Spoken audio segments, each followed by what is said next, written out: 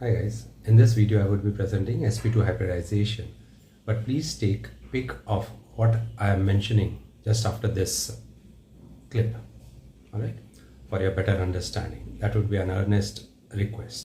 For better understanding, please take pic of this and keep it beside you and try and understand the video.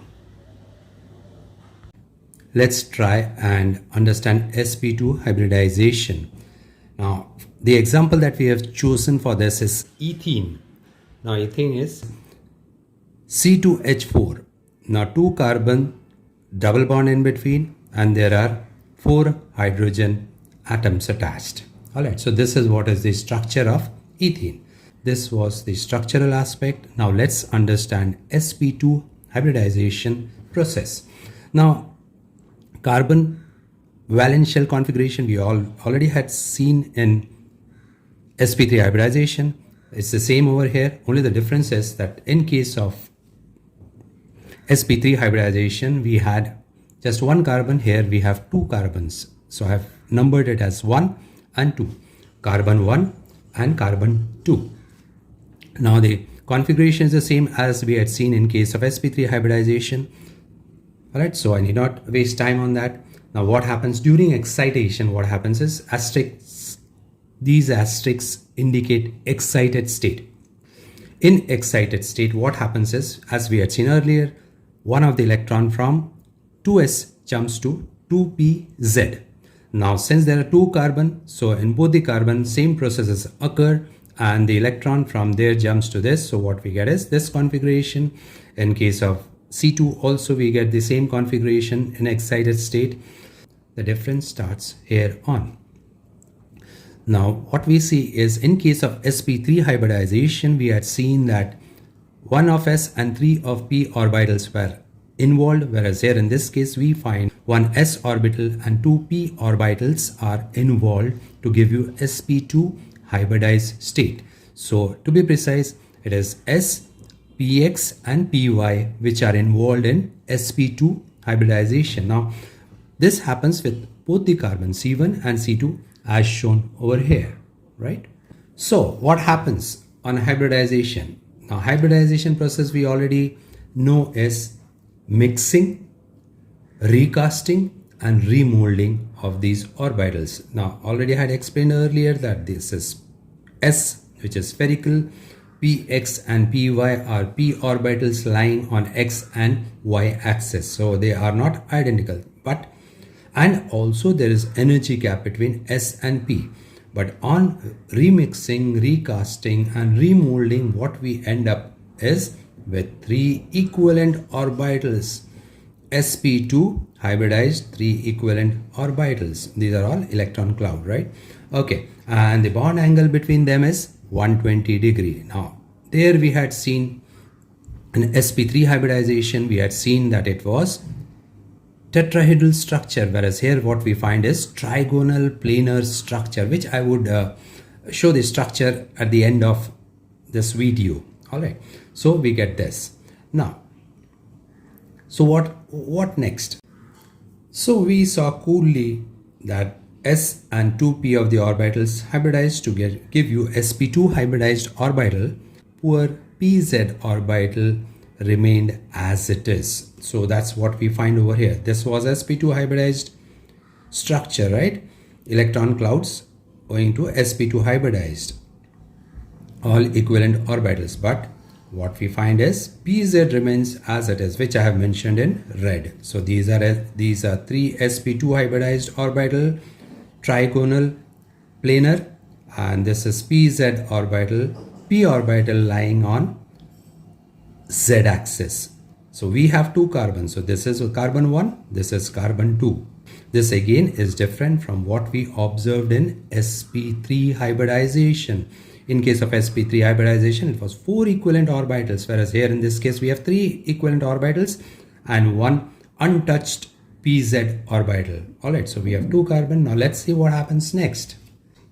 So here we have C1, here we have C2. Now this and this are untouched pz orbitals. All right, now these overlap. Alright, this overlap. Now since it is dumbbell shaped, so please don't feel that this is another orbital and this is other. Please don't assume that these are two different orbitals. No, we know that p orbital is dumbbell shaped lying on z axis. So this is pz orbital. This is pz orbital. This is pz orbital of carbon 1. This is pz orbital of carbon 2. Alright, they overlap. So these orbitals overlap. Now this is lateral overlap. Now since it is lateral overlap, pz lateral overlap, so what happens is electron cloud are above and below the bond, and this bond is called as pi bond. Pi bond is much weaker than sigma bond. Sigma bond, in case of sp3 hybridization, we saw that the bond was surrounded by electron cloud. So it was very strong bond, whereas here in case of pi bond, the electron cloud is above and below the bond, so the bond is quite weak.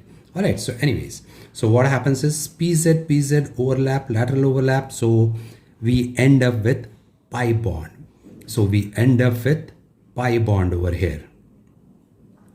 Alright, then all these four sp2 of carbon 1, sp2 of carbon 2 does frontal overlap with s of hydrogen. All right, so frontal overlap, obviously since it's frontal overlap, so what we end up is with sigma bond, all right, sigma bond. And what is the type of sigma bond that we have? It is s and sp2, so all four bonds are identical, all four of them are sp2,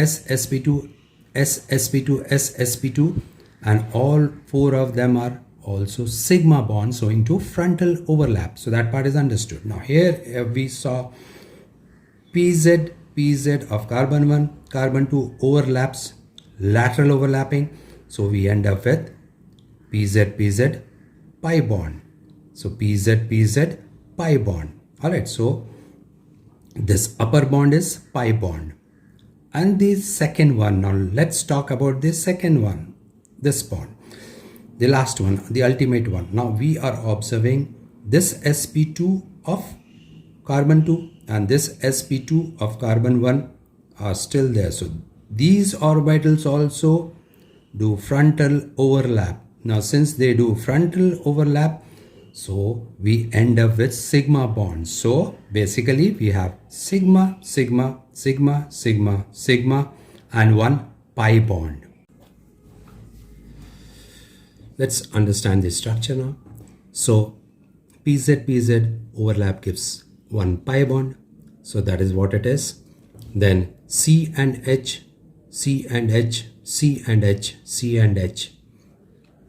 it's sp2s overlap, frontal overlap, giving 1 2 3 4 sigma bonds. So it gives 4 sp2s sigma bonds, and one sp2 frontal overlap,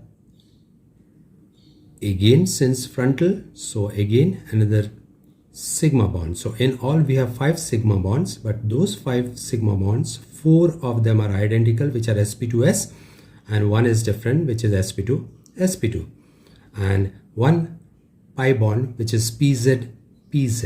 All right, so just roughly you can see over here, sp2 frontal overlap, sigma bond. Then here pz lateral overlap, which gives pi bond.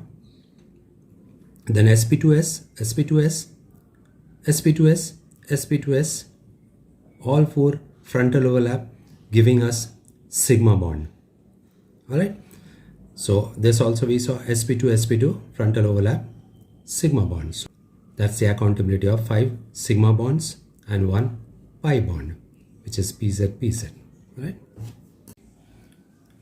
this is how ethene looks. Now ethene has 2 bonds here, double bond here, one of it is pi bond, one of it is sigma bond. It has got 4 bonds over here, with hydrogen. These are all sigma bond. This bond which is there, this is sp2s, sp2s, sp2, sp2, and this is pz, pz. This bond is pz, pz, and again here this sigma bond is sp2s, and this bond over here is also sp2s. It has a planar structure. And if you observe here, the bond angle is 120 degree, 120 degree, 120 degree, 120 degree, 120 degree. So trigonal planar structure, bond angle 120 degree.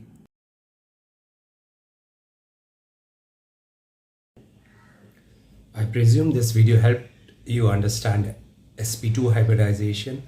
Following this video, next would be sp hybridization. Alright, see you then.